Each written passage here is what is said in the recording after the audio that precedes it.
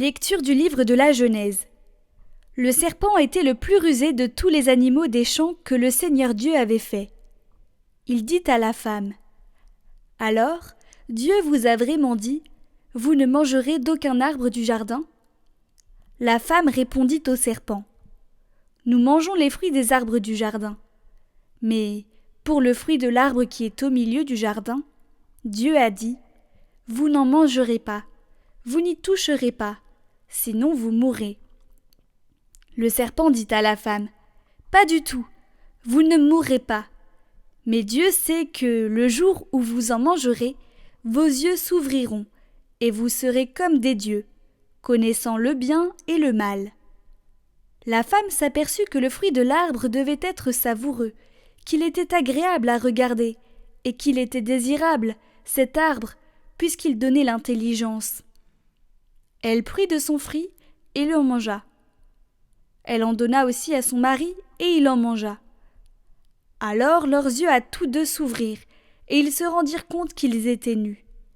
Ils attachèrent les unes aux autres des feuilles de figuier et ils en firent des pagnes. Ils entendirent la voix du Seigneur Dieu qui se promenait dans le jardin à la brise du jour. L'homme et sa femme allèrent se cacher au regard du Seigneur Dieu parmi les arbres du jardin.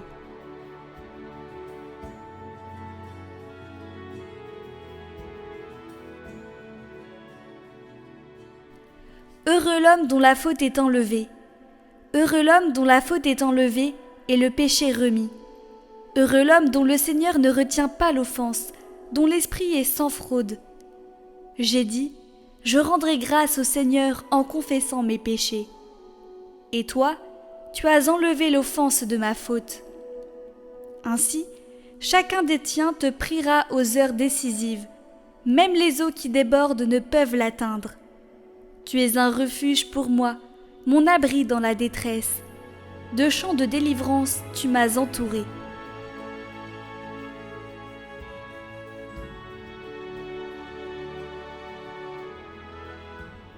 Évangile de Jésus-Christ selon saint Marc. En ce temps-là, Jésus quitta le territoire de Tyr. Passant par Sidon, il prit la direction de la mer de Galilée et alla en plein territoire de la Décapole. Des gens lui amènent un sourd, qui avait aussi de la difficulté à parler, et suppliant Jésus de poser la main sur lui. Jésus l'emmena à l'écart, loin de la foule, lui mit les doigts dans les oreilles, et avec sa salive lui toucha la langue. Puis, les yeux levés au ciel, il soupira et lui dit « Ephata », c'est-à-dire « Ouvre-toi ». Ses oreilles s'ouvrirent, sa langue se délia, et il parlait correctement. Alors Jésus leur ordonna de n'en rien dire à personne.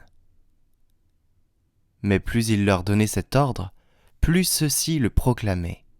Extrêmement frappé, il disait « Il a bien fait toutes choses, il fait entendre les sourds et parler les muets. »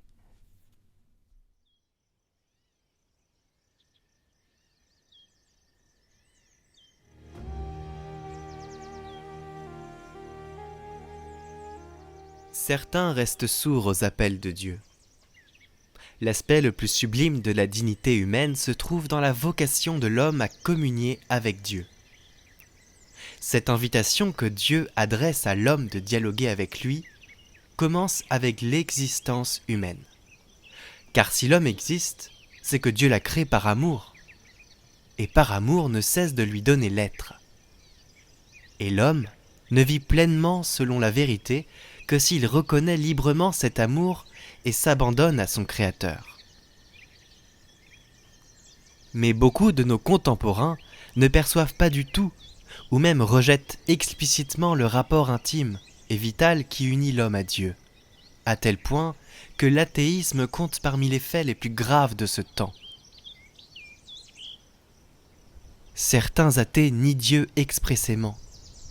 D'autres pensent que l'homme ne peut absolument rien affirmer de lui. D'autres encore traitent le problème de Dieu de telle façon que ce problème semble dénué de sens. Beaucoup outrepassent indûment les limites des sciences positives, ou bien prétendent que la seule raison scientifique explique tout, ou bien à l'inverse, ne reconnaissent comme définitive absolument aucune vérité. D'autres se représentent Dieu sous un jour tel que, en le repoussant, ils refusent un Dieu qui n'est en aucune façon celui de l'Évangile. D'autres n'abordent même pas le problème de Dieu. Ils paraissent étrangers à toute inquiétude religieuse et ne voient pas pourquoi ils se soucieraient encore de religion. L'athéisme, en outre, naît souvent d'une protestation révoltée contre le mal dans le monde. Parmi les formes de l'athéisme contemporain, on ne doit pas passer sous silence celle qui attend la libération de l'homme, surtout de sa libération économique et sociale.